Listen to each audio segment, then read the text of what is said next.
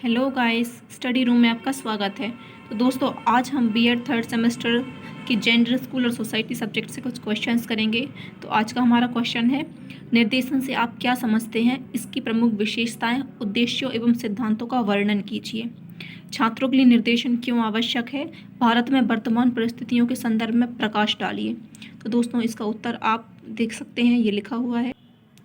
निर्देशन के संबंध में सभी विद्वान एकमत नहीं हैं, क्योंकि वर्तमान युग के विवादग्रस्त प्रत्ययों में यह एक ऐसा प्रत्यय है जिसे विभिन्न रूप में परिभाषित किया गया है।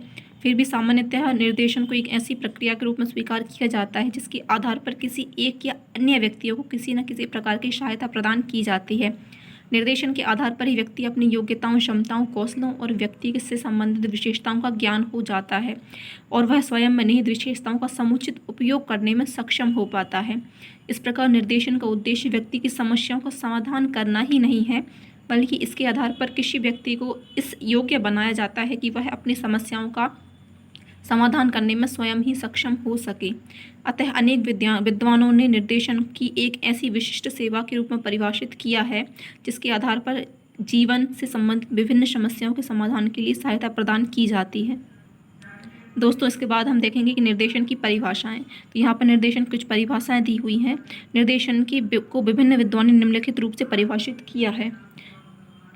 शर्ले हैमरियन के मतानुसार, शर्ले हैमरियन विद्वान हैं, इन्होंने निर्देशन को इस प्रकार परिभाषित किया है, व्यक्ति के स्वयं के पहचानने में इस प्रकार सहायता प्रदान करना जिससे वह अपने जीवन में आगे बढ़ सके, निर्देशन कहलाता है। दोस्तों, हम एक और परिभाषा देखते हैं स्ट्रक्स तथा लिंडक्विस्ट के शब्दों में। निर्देशन व्यक्ति के लिए, अपने लिए और समाज के लिए अधिकतम लाभदायक दिशा में उसके संभावित अधिकतम क्षमता तक विकास से सहायता एवं निरंतर चलने वाली प्रक्रिया है।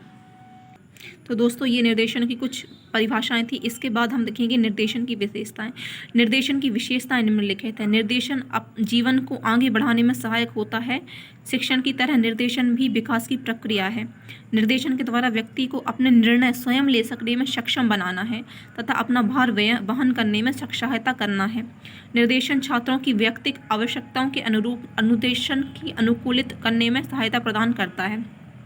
इसके बाद अगली विशेषता है, प्रभावशाली शिक्षण तथा अनुदेशन में निर्देशन प्रक्रिया निहित होती है, क्योंकि बुद्धिमत्तापूर्ण निर्देशन के अभाव में शिक्षक प्रक्रिया अपूर्ण होती है। अगली विशेषता है, निर्देशन व्यक्ति की जन्मजात योग्यताओं एवं शक्तियों और प्रशिक्षण से अनेक कौशलों को संरक्षित रखने का मूल प्रयास है। इसके बाद नेक्स्ट पॉइंट है दोस्तों, निर्देशन व्यक्ति के स्वयं के लिए एवं समाज के लिए अधिकतम लाभदायक दिशा में उसकी अधिकतम क्षमता के विकास में निरंतर सहायक होता है। इसके बाद देखते हैं निर्देशन के उद्देश्य क्या हैं। निर्देशन के उद्देश्य के संबंध में जोन्स ने लिखा है, निर्देशन का आधारभूत उद्देश्य प्रत्येक व्यक्ति में अपने स्वयं की समस्याओं का समाधान करने और अपने स्वयं के अनुकूलनों को करने की योग्यता का अपनी क्षमता की सीमा तक विकास करना होता है। इसके आधार पर निर्देशन के प्रमुख उद्देश्य होते हैं। पहला उद्देश्य, व्यक्ति में आत्मनिर्देशन की शक्ति का विकास करना। दूसरा है, व्यक्ति को अपनी योग्यताओं, रुचियों और क्षमताओं को विकसित करने में सहयोग देना। इसके बाद अगला उद्देश्य है, व्यक्ति को अपनी निहित शक्तियों और योग्यताओं से परिचित कराना। प्रत्येक व्यक्ति को चुनाव करने में सहायता करना।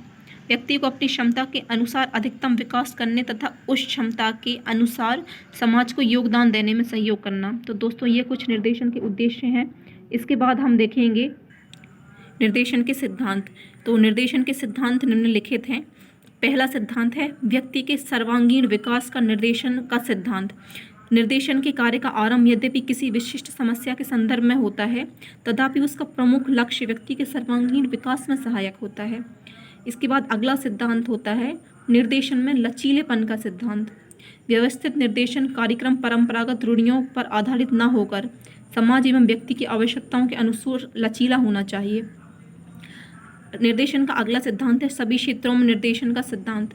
निर्देशन का सिद्धांत केवल एक क्षेत्र से नहीं होता, क्योंकि इसका क्षेत्र तो मानव के जीवन के प्रत्येक क्षेत्र में होता है। निर्देशन साधारणतया स्वीकार किए जाने वाले क्षेत्रों का संबंध उन समस्याओं से है जो व्यक्ति के शारीरिक एवं मानसिक स्वास्थ्य के कारण उत्पन्न होती है तथा उसे अपने परिवार, विद्यालय तथा व्यवसाय की समाज की मांगों तथा संबंधों से समायोजन करने में बाधा उत्पन्न करती है। सभी के निर्देशन का सिद्धांत। निर्देशन का कुछ व्यक्तियों या छात्रों के लिए ही नहीं है, क्योंकि निर्देशन की सुविधा सभी को उपलब्ध होनी चाहिए। यह सोचना गलत है कि निर्देशन सहायता केवल उनको चाहिए जिनको समायोजन में कठिनाई अनुभव होती है। इसलिए सभी व्यक्तियों को निर्देशन प्राप्त करने का अधिकार होना चाहिए। अगला सिद्धांत है पर्याप्त आंकड़ों एवं वस्तुनिष्ठ आधार पर आधारित निर्देशन का सिद्धांत। इसमें पर्याप्त आंकड़ों और सूक्ष्म एवं गहराई से अध्ययन किए बिना निर्देशन का कोई भी पक्ष लाभ के स्थान पर नुकसान पहुंचा सकता है। सामान्य एवं विशिष्ट सेवा के रूप में निर्देशन का सिद्धांत। निर्देशन में प्रशिक्षण प्राप्त और सामान्य व्यक्ति कार्य करते हैं। प्रशिक्षण प्राप्ति में समाज सेवक, परामर्शदाता या निर्देशक इत्यादि आते हैं तथा सामान्य सेवाओं देने वाले में अभिभावक, कक्षा तथा अध्यापक आदि आते हैं। तो दोस्तों ये निर्देशन के सिद्धांत थे। इसके बाद देखेंगे कि भारत में वर्तमान शैक्षिक परिस्थितियों में निर्देशन के महत्व क्या हैं। तो निर्देशन वह प्रक्रिया है जिसमें व्यक्ति को उसकी समस्याओं के समाधान के लिए विशेष प्रकार की सहायता प्रदान की जाती है। इस प्रकार निर्देशन वह विधियां बताता है जिनका प्रयोग करके व्यक्ति समायोजन की समस्याओं को स्वयं सुलझा सकता है। अतः यह बात ध्यान रखने की है कि निर्देशन में किसी प्रकार की बाध्यता नहीं होती और न ही वह किसी प्रकार का आदेश होता है। इसमें किसी व्यक्ति का दृष्टिकोण किसी अन्य व्यक्ति को प्राप्त होने वाली सहायता है जो उसके जीवन को व्यवस्थित करने तथा उसके दृष्टिकोण को विकसित करने के लिए सहायक होती है। इस तरह निर्देशन में दो व्यक्ति होते हैं। पहला, एक वह जो निर्देशन प्राप्त करता है और दूसरा वह जो निर्देशन देता है। अतः संक्षेप में निर्देशन प्रक्रिया वह है जो व्यक्ति को आत्मदर्शन तथा आत्मशक्ति का समुचित सहयोग करने में सहायता प्रदान करती है। इसके द्वारा व्यक्ति को अपनी प्रतिभा, बुद्धि, योग्यता और सामाजिक तथा आर्थिक परिस्थितियों का ज्ञान प्राप्त होता है जिनका वह परिस्थिति के अनुसार कुशलतापूर्वक प्रयोग करना सीखता है। दोस्तों इसके बाद हम देखेंगे निर्देशन की आवश्यकताएं। इसके बाद हम देखेंगे भारत में वर्तमान शैक्षिक परिस्थितियों में निर्देशन की आवश्यकता या महत्व। आधुनिक भारत में निर्देशन का महत्व या आवश्यकता निम्न कारणों से होती है। पहला कारण है शिक्षा के उद्देश्यों में परिवर्तन। स्वतंत्रता के पश्चात शिक्षा में मनोविज्ञान के प्रभाव को स्वीकार किया जाने लगा है। इसी के फलस्वरूप शिक्षा के उद्देश्यों में क्रांतिकारी परिवर्तन आए हैं। अब शिक्षा का उद्देश्य ज्ञान प्राप्त करना नहीं है बल्कि बालक का बहुमुखी विकास करना होता है। बालक का यह बहुमुखी विकास उसी दिशा में संभव है जब उन्हें उचित परामर्श दिया जाए। यह कार्य केवल निर्देशन के द्वारा ही हो सकता है। इसके बाद अगला पॉइंट है रूढ़िवादी दृष्टिकोण। स्वतंत्रता के बाद भी भारत की अधिकांश जनता का दृष्टिकोण बहुत रूढ़िवादी और परंपरागत है। देश के अधिकांश राजनीतिक छात्रों और जनता को गुमराह कर रहे हैं। उन्हें धर्म के नाम पर अनेक कुरीतियों को अपनाने के लिए प्रोत्साहित किया जाता है। अतः इन सभी को नियंत्रित करने के लिए व्यवस्थित निर्देशन की आवश्यकता होती है। अगली आवश्यकता है पाठ्यक्रम का नवीन स्वरूप। माध्यमिक शिक्षा आयोगों के सुझाव के कारण विभिन्न पाठ्यक्रमों की व्यवस्था की गई है। छात्रों को 7 समूहों में किसी एक समूह को चुनने की स्वतंत्रता दी जाती है। ऐसी दिशा में उन्हें निर्देशन प्राप्त करना बहुत आवश्यक हो जाता है। अगला पॉइंट है विद्यालयों को नवीन स्वरूप। स्वतंत्रता के पश्चात भारत देश में अनेक प्रकार के विद्यालयों की स्थापना हो चुकी है। इस प्रकार नवीन विद्यालयों तथा उनमें आने वाले विषयों की जानकारी कराने के लिए निर्देशन का आयोजन बहुत आवश्यक होता है।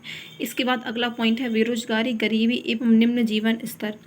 देश में तीव्र गति से बढ़ती महंगाई तथा बेकारी के कारण जनता का जीवन स्तर अत्यंत निम्न हो गया है। औद्योगिक क्षेत्र, नगरों में मध्यम वर्गीय परिवारों एवं श्रमिकों का जीवन स्तर और भी अधिक नरकीय हो गया है। इस प्रकार वातावरण ने अपराध, बाल अपराध, समायोजन और अनेक जटिलताओं को जन्म दिया है। इन सभी के निराकरण के लिए उचित निर्देशन की आवश्यकता होती है। तो दोस्तों आपने इस वीडियो में निर्देशन का अर्थ, उसकी परिभाषाएं, निर्देशन के उद्देश्य, निर्देशन की आवश्यकता तथा निर्देशन के महत्व, इन सभी टॉपिक को कवर किया है।